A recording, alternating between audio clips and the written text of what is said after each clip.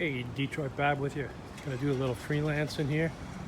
Whenever I'm in a weird part of town, different part of town, I always check out the local dives to look for old records. You guys have any old records? I think we only have one. Oh wow. Okay. Thanks. There's a few up here. Don't see any 45s, but I always check them out.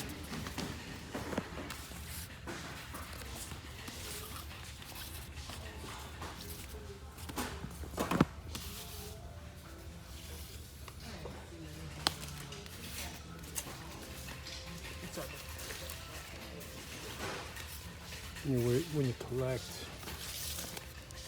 45s like I do, you'll find your LPs along the way. Always look at them.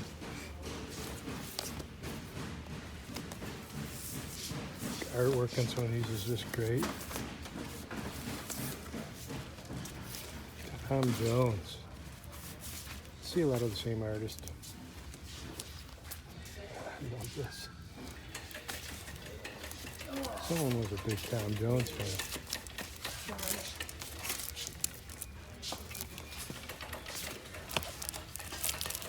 Oh, we got something in the bottom there. A couple 10-inch. Connie Francis. Guy Vinton. Those are actually 78s.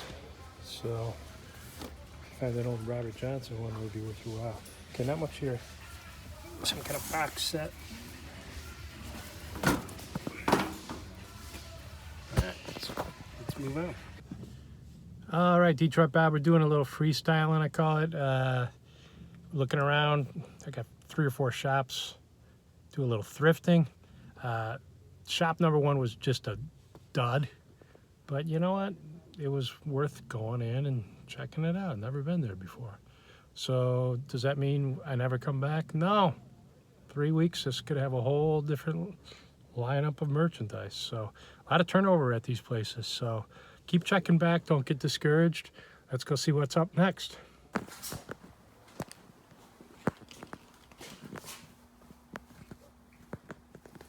Never ignore bookstores.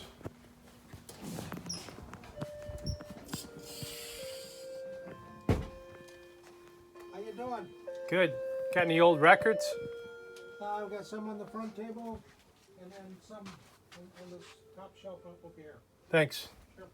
Unless they're marked differently, they're 7 apiece. Buy 2, get the 3rd free. $7 each? Yeah, right. And buy 2, get the 3rd free. You got any of the 45s? We've got. They don't have sleeves though. Where are they at? In the back? Back that way? Yeah. Okay, thanks. Come around the corner. All right. Put them there for you. I've learned never to ignore bookshops when it comes to records. I'm sorry?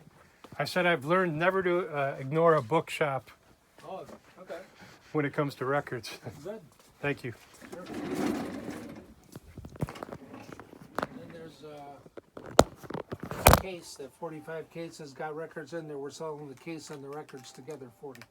How much for that? 40.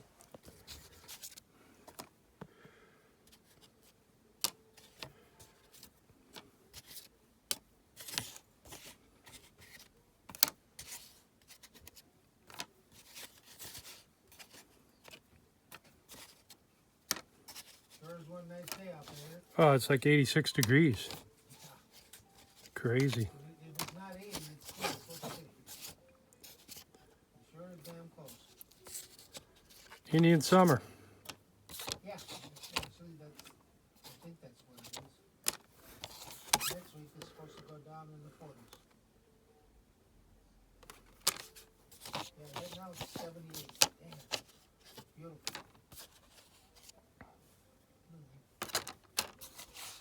And then by Monday, 44. Wednesday, a high of 39. So enjoy that. Yeah. Yeah. Nice to get some golf in, but I don't think that's going to happen. Well, yeah. If you got the time, I would do it.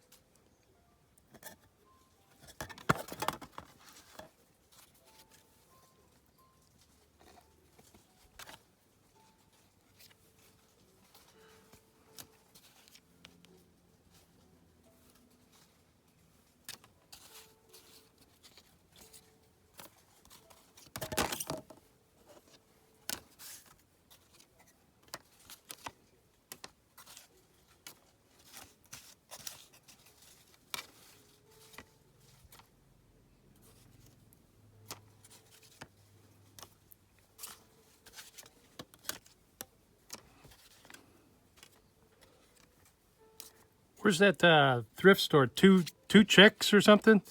They closed down. Oh, really? Okay. That's where I thought that was you. Well, I think a lot of these people go in sort of half, you know, if you're going to be in the secondhand market, you got to be in for the long run.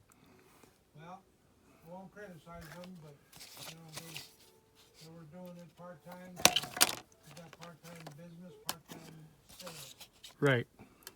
So it is what it is. If you're not going to be there, no one's going to shop there. Exactly.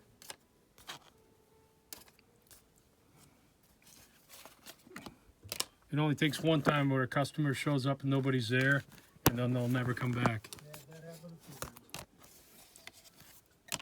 A few times. But hey, I'm a bookseller. I'm supposed to be here 6 days a week now. Well,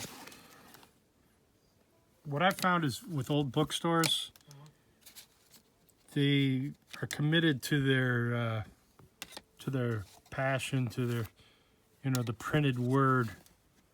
There's How much is that? We earn our living, right. so we don't, you know, we pay our bills and we're very happy and that's it. Yeah.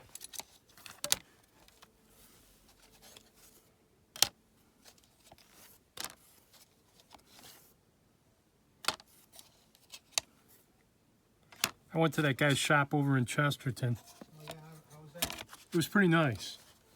He's got, his books are kind of pricey, I think. I felt that way. Apparently he was in Chicago, Hyde Park for a long time, He was. and then he moved out this way. Actually, the owner, who didn't have any kids, Mm-hmm. gave the business to him. He was his worker. Aha. And then, I guess he was there for like 10 years and then he moved it because I wouldn't have moved it from Hyde Park. I guess the rent was too high. I asked him who was the most famous person that came into his shop. Yeah. He said Mick Jagger. Oh shit.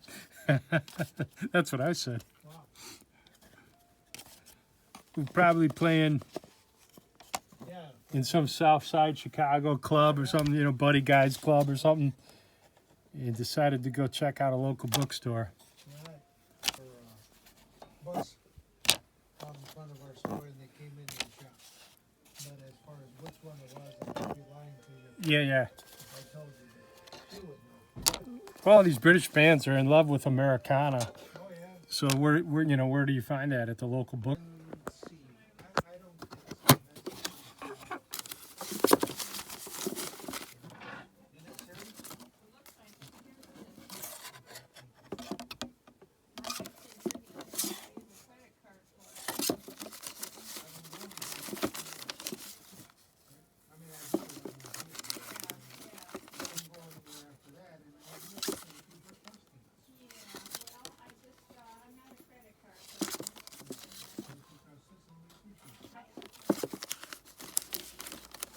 This guy got everything separated.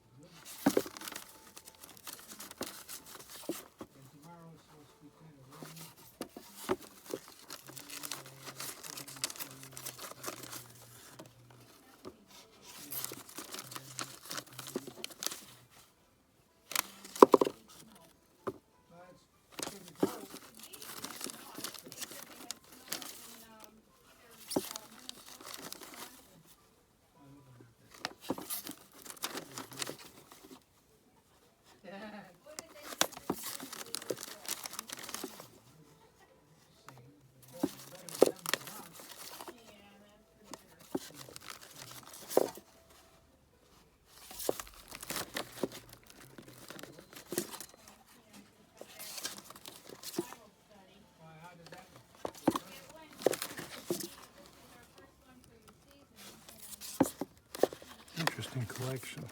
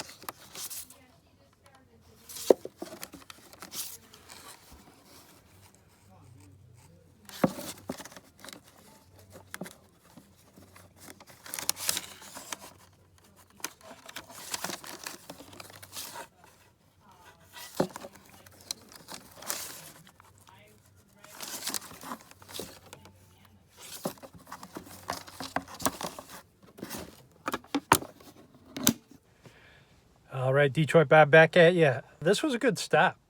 I was looking for a thrift store that went out of business. Ended up at a bookstore. Never pass a bookstore is what I've learned. So I went in there and the guy had a box full of 45s and they looked old.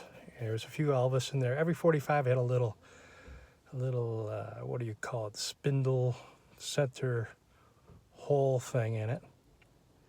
And everything looked pretty good, pretty clean. They were separated by individual pieces of newspaper. Probably paid a little bit more than what I wanted to, but I liked the guy, and I chatted up with the guy. He's been in the book business for over 50 years, so I wanted to give him my business, and I did. I still think I did good here, and the box that the 45s came in is incredible. It's like total 60s, very good plus condition. So we'll be breaking that down and reviewing it for you. Off to the record store. All right, I've been to this record store before. Let's go check it out. See what they got.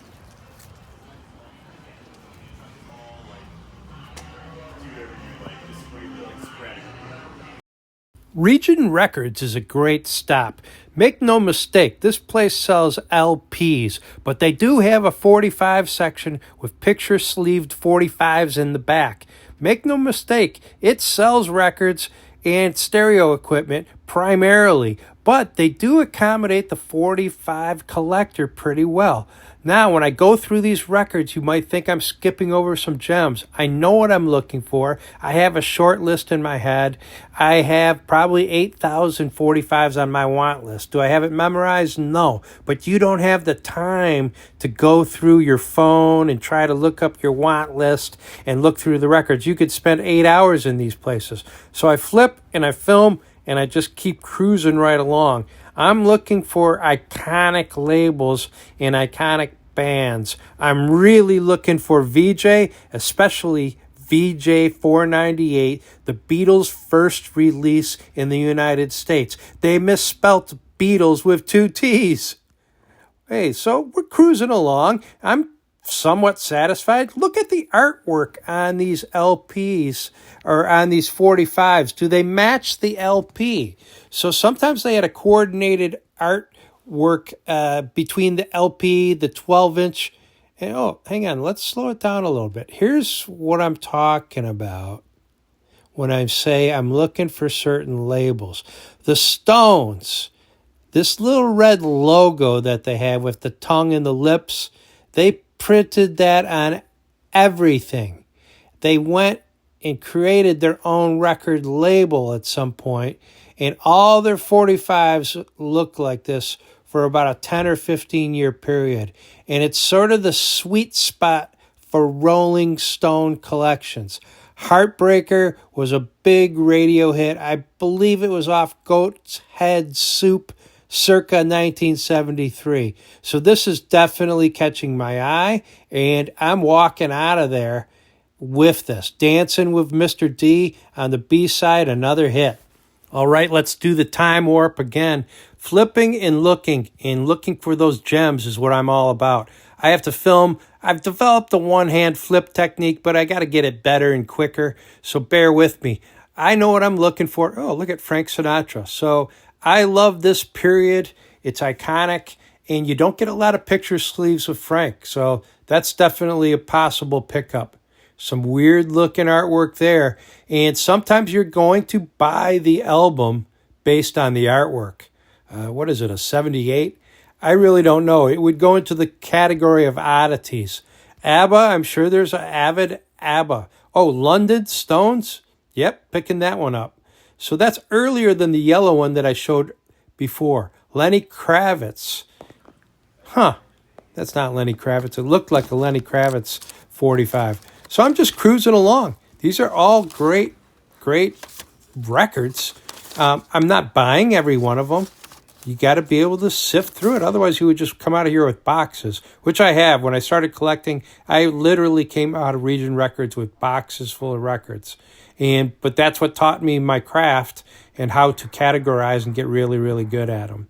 All right, why am I always harping about time and money? Well, if you go through 1,045s and spend a second a piece, that's 16.6 minutes just going through the 45s. You don't got that much time. You got things to do. You got places to be. So be very wary about how efficient you are. The more records you go through, the more gems you're going to find. It's not going to take a long time to decide if it's a gem. You know it. It hits you like a ton of bricks. When you go into your local record store, it's not the same as walking into a flea market, a thrift store. Expect to pay a little bit more. These guys have already acquired the vinyl, and they have to make a little bit of a profit. And you might not find what you want, but one thing you'll get is a lot of great information. Never walk out empty-handed. You know, even if you just buy something for $5, and even if you overpay it, the store owners will appreciate it. They'll remember you, and the wealth of information you can get from these guys. What's trending? What's hot? What's popular in collecting circles? What should I look out for? Anything that comes to your mind. Let them know what you're interested, who you are, and what you collect. A lot of these guys are committed to the 33 1/3 LP format, and they'll be very, very happy to get rid of some of their 45s because it's not as popular of a format. But that's perfect for me. I love the 45. That's my niche. And if I can get a few LP guys that want to unload some of their merchandise, I'll definitely do it. So record stores are a plus. You learn a lot, and sometimes you score. This is what got me excited at the bookstore. And while I was chatting with the guy, I didn't want to get too excited. So let's go through it. First of all, I noticed that all these little records were separated by a little piece of paper, you know. So it'd be interesting to find a date on the corner of one of those pieces of paper. So if someone took the time to separate this collection, when you pull out California Dreamin' as your first record, so that's probably the iconic California song, and it just represents Michelle Phillips, Mamas and the Papa, little record spindles. Someone took the time to put one on almost every one of these records. So I'm liking that. You know, who knows what the story is behind this collection, but it seems to be definitely a collection. Johnny Burnett. So we're getting back into that sort of rockabilly era, which is a sweet spot for collectors. Just the way this box is looking. So we're going to go through it. Calendar Girl, everybody remembers Neil Sedaka. It's sort of a bubblegum. But then Crying in the Chapel by Elvis. When you see an Elvis, it means the box probably hasn't been picked through. A lot of these collectors will go through and just pick out all the Beatles or all the Elvis. So it also suggests a different era. Bobby Vinton, not my favorite, but I'll take it. It's all part of the box. And Della Reese. So you're sort of getting into that crossover into pop jazz. Bobby Rydell, once again, with the little insert in the middle. The Fifth Estate. Ding Dong, the Witch is Dead. All right. Pat Boone. And Kiss Me Quick, backed with Suspicion. This record's a little beat up. Suspicion's a great song by Elvis. I had an LP called Elvis the Rocker, and that was on there. I'm going to take some good with some bad. It's Now or Never.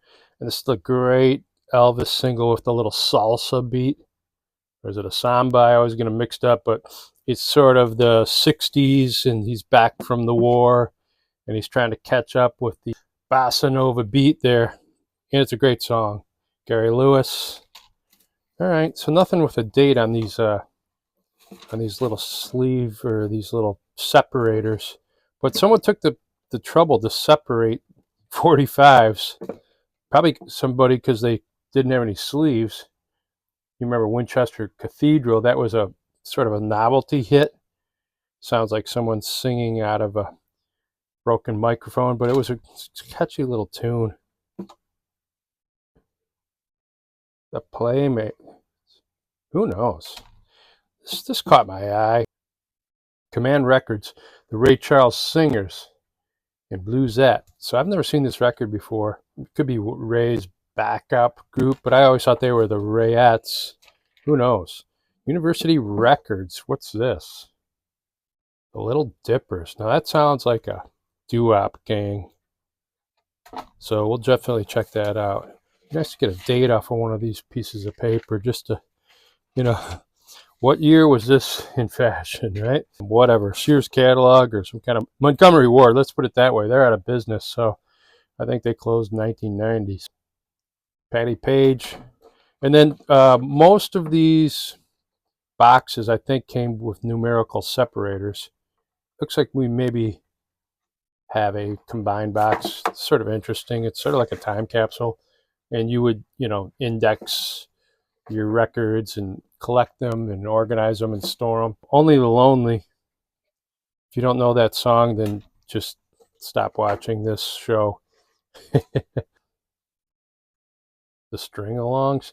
Remember when we ran into this Warwick label in that big box from Cash for Clutter? So you start getting into labels like, oh, those are cool label, everything on that label. Jerry Wallace. So when you get these horizontal stripes, it's an older record, and it's a 2-color label. It's nothing fancy. They didn't get into the fancy colors well into the 60s. So that's probably early 60s, late 50s. Like, this is a very old label. You got the horizontal stripes, high fidelity, which means it's mono, made in the USA, Mercury Record. Big Bopper is what's catching my eye, because he went down in the plane crash in Clear Lake, Iowa, with you know who, Buddy Holly. I've been there, actually. It's very moving. If you ever want to take a cool little road trip, go see the Surf Ballroom in Clear Lake, Iowa, and then go visit the crash site. High Records, once again, those horizontal stripes right there. Bill Black, I believe, was in Elvis's original band. And you can see this little stamp in the runout called Bell Sound. You see that a lot. That's good for ID and records.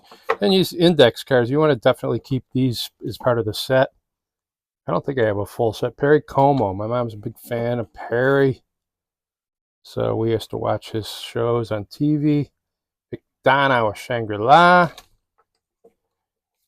I'm Sorry. You gotta love this song. If you don't know it, you should. Brenda Lee. I'm sorry. I'm not gonna sing that. Anita Bryant.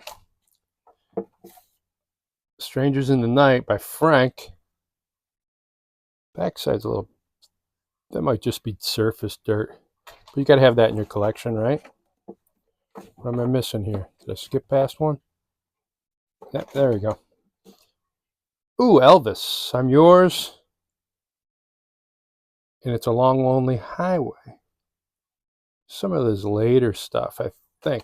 But it might be 60s. And learn as much about these artists as you can and the labels. Nick's Records, you don't see that very often. Yeah, interesting. It looks old. It looks sort of interesting. And these are already unsleeved, so don't worry about stacking them. They're all, so far, I would say they're very good condition records. They're, Ricky Nelson. Milk Cow Blues. Anything that says blues or rockabilly or rock, somehow the value goes up. King, you see a lot of old James Brown on King. So Little Willie John, it screams to be a blues record.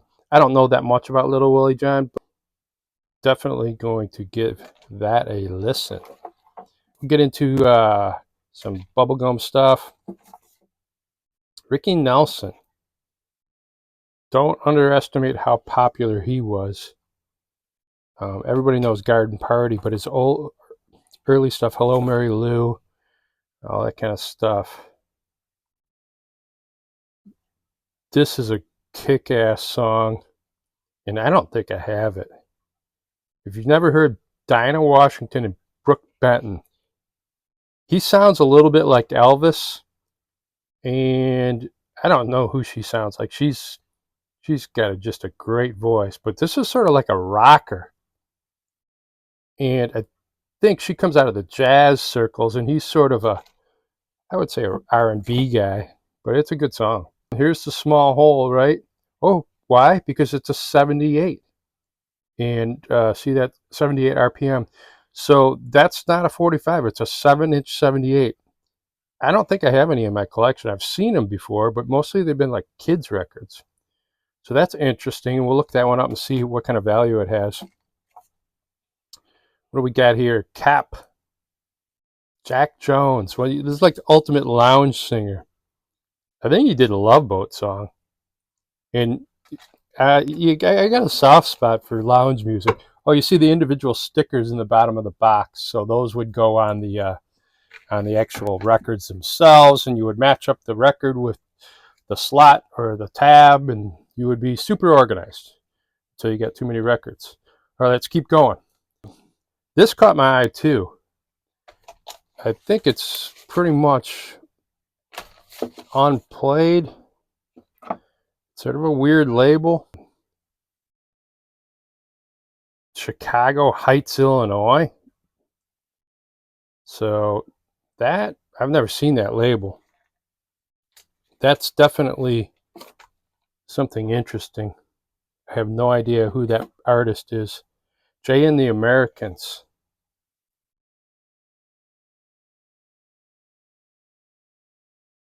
They had a mega hit with, it eludes me right now. Here's another one on that weird label. Out of Chicago Heights. We'll check that out. Perfidia, great sort of jazzy song, but done by the Ventures, so it's going to sound more like Y50.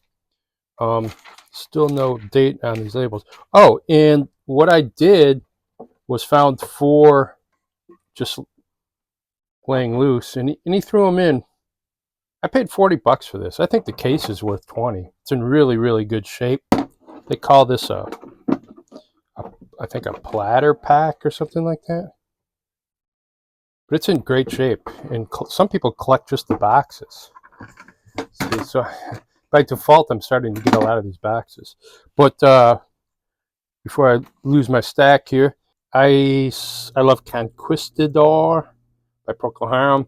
Back with Salty Dog, I saw, I think it's Gary Booker or Gary Brooker, but he's the keyboard player, R.I.P. I saw him perform this song live in concert. I've really come to appreciate Jackson Browne, sort of the Bob Seger of Arizona. So anytime I see some of his stuff, I pick that up. And the Bobby Fuller 4, I Fought the Law.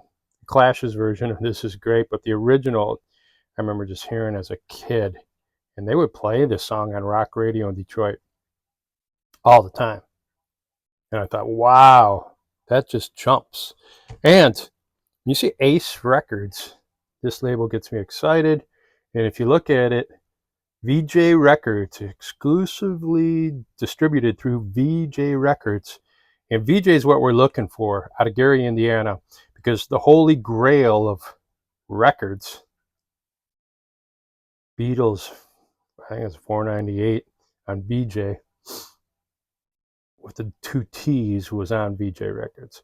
But Ace probably was a Chicago company. I think it was. I think this is an old label. I'll have to look it up. So I'll let you know how much these are worth. We'll total them up. I'll tell you what I paid and what we ended up getting in terms of value. So that's how we sum these up. I'm going to chop it up a little bit. I'm going to edit it a little bit as we go along. Hopefully my lighting and audio gets better so you guys enjoy this more. Thanks for hanging out, and we'll come up with a summary here pretty soon. Oh yeah, almost forget. I told you I stopped at the record store, and this caught me right off the bat. It's a great looking sleeve. It's got a little hole right there. Smash Records. Roger Miller, King of the Road, was his big one. I think he probably should have been a megastar, but I think he really is. The record's a little rough, but the hole here matches the hole in the outer cover. So that was what we used to call an LP lingo, was a cutout. So, but all of Roger Miller's songs are real clever, and he's got really just a little way of singing that sounds real country that I really, really like. So this is probably a good plus, but I'm going to listen to it, and I bought it just because I wanted to give those guys some business, and it might only be a $2 or $3 record, but I'll let you know how much I bought it for and how much it's worth. Later. Hey, Detroit Bob, back at you. I'm going to do the wrap up here on our little thrifting expedition. Once again, I love going into bookstores, and that's where we found this little case. And I made him an offer that he couldn't refuse for all these records. Now, I went through them, I categorized them, I went ahead and put everything in sleeves. But if you remember, every one of these was separated by a piece of like Sunday magazine advertising cut to fit the 45. I figured if we could just figure out when this ad came out, we could sort of date this thing. Most of these records were from the 50s and the 60s. I would say the box is definitely 60s era, sort of cool, great condition. And sure enough, these records cost me $40, but I did the total median value on Discogs, and it was $122.45. So that's a great return on your money if you're looking at it that way. And our gem of the week came out of this box, which was on Nick's Records, a little label out of Pittsburgh, Pennsylvania, that was only around for 2 years. And sure enough, I did find out when those ads were, March 29th, 1986. My biggest guess is some kid inherited some kind of a gift from his grandpa, or found this at a garage sale in the mid-'80s and re-sleeved everything. So what a great little nugget to walk in with nothing and walk out with a cool little collection of 45s. We tripled our value. That means these records have value. People want these. So we'll see you soon with the wrap up for the game or the gem of the week, and we'll go from there. Till next time, Detroit Bob. Hey, this is Detroit Bob back at you again. And once again, the gem of the week came out of this box, which we picked up at that bookstore. So sure enough, this is it right here. Enchantment backed with Promenade by the Melody Mates. Now look at the condition on this disc. This thing is just clean. You can just see the shine on it. And maybe a few fingerprints. Most of them had this little spindle. Sometimes we call this a spider. But you got the double lines, the single color print with the dark blue background. That just suggests an older record. And sure enough, this baby is a genre called pop, but the style is space age. So it's got about a $10 value, which I was surprised. This label, Nick's Records, was only around from 59 to 1961. And on Discogs, it says 70 people have it, but 115 people want this thing. So that just tells you, you know, supply and demand, each individual record. I always look that little factoid up. One reviewer described it as a killer tune with space-age Star Trek opera-style vocals over a great beat. And I listened to it several times. I agree. It's sort of like the beginning of Star Trek. So once again, Enchantment on Nick's Records. And you never know what you're going to find out there. So don't stop looking. We'll see you next week. We got some great episodes coming up in Florida and Michigan. And then we're going to hit the thrift shops, the flea markets, anywhere where we can find great 45 records like this one. See you next time.